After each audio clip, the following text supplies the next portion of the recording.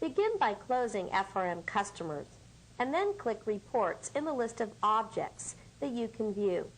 We're going to explore some of the different types of reports that you can create. The first type of report we're going to look at is what people refer to as a detail report. If I double-click Employee Sales by Country, I'm prompted for parameters, and I want to point something out while we're here. Because this report is based on a query, and that query is a parameter query, we're being prompted for a beginning date, and we'll probably be prompted for an ending date.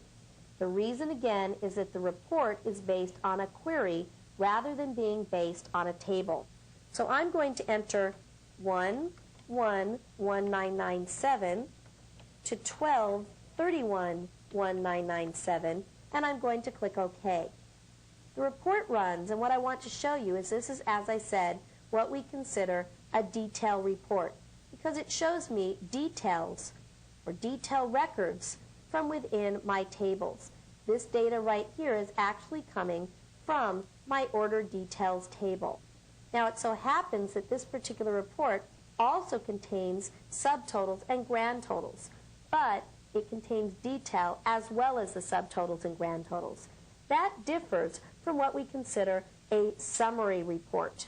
If I close Employee Sales by Country and instead we view the summary of sales by quarter, notice that no detail information is displayed in this report.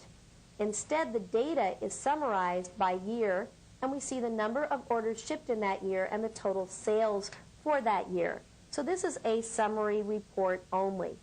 The next report we're going to look at, or type of report, is a report that contains graphics and charts. And this is going to be our sales by category report.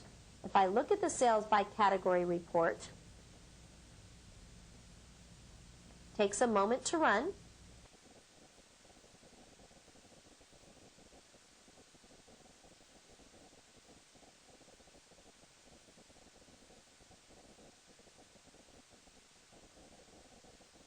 And once it runs, you'll see that it's a very valuable report in that it takes the beverages, shows you each product, and shows you the sales for that product, but also shows that data graphically.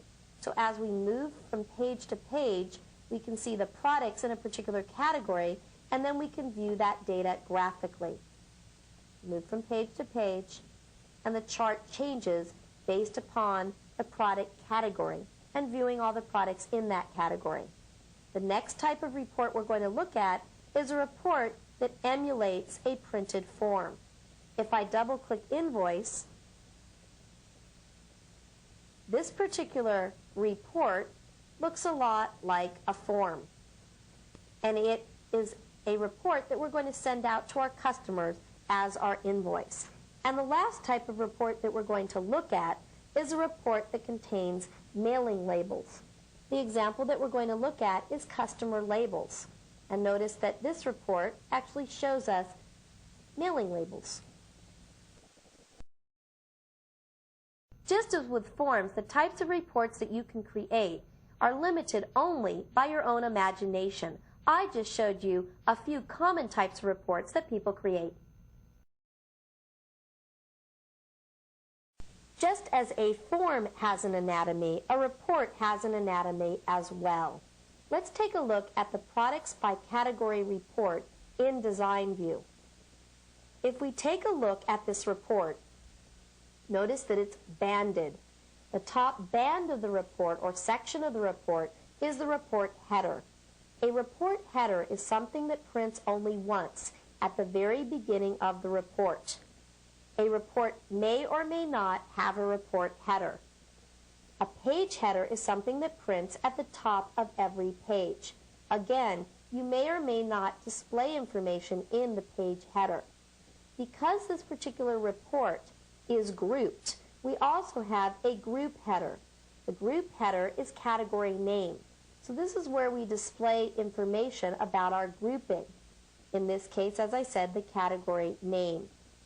Below that, we have our detail section. And by the way, you may have additional groupings within your report. But this report only has one grouping, and then we have our detail. The detail prints once per row that underlies the report. Then we have, in this case, a group footer. We are summarizing information for that particular category name. And next, we have a page footer. A page footer prints at the bottom of every page of the report. A page footer is commonly used to display something such as a page number. And finally, we have the report footer. A report footer only prints once per report at the very end of that report. The most common use of the report footer is to display grand totals for our report.